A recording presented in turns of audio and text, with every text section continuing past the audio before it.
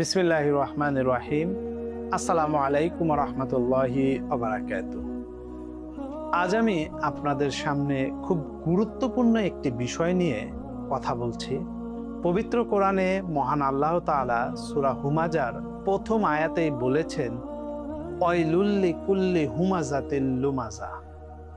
ধ্বংস প্রত্যেক সেই ব্যক্তির জন্য যারা মানুষের দোষ ধরে, নিন্দা করে এবং বিরূপ করে।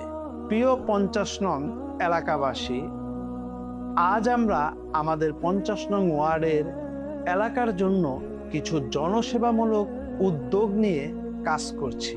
স্বাভাবিকভাবেই কোনো কাজের ভালো দিক থাকতে পারে, আবার কোথাও উন্নতির সুযোগও থাকতে পারে।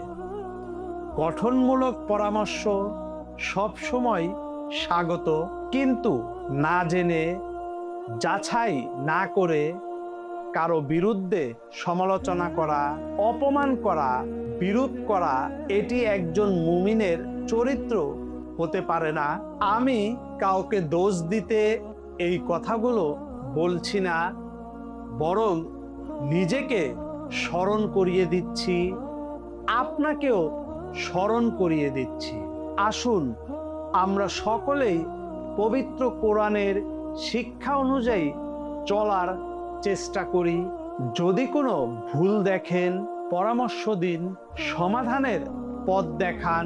আমি কৃতজ্ঞ চিত্তে তা গ্রহণ করব ইনশাআল্লাহ।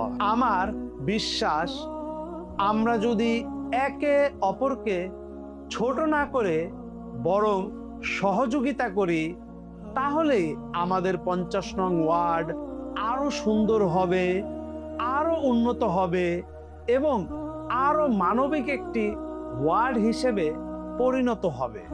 মহান আল্লাহ তাআলা আমাদের সবাইকে সঠিক কথা বলা, সঠিক কাজ করা এবং একে অপরকে সম্মান করার তৌফিক দান করুক।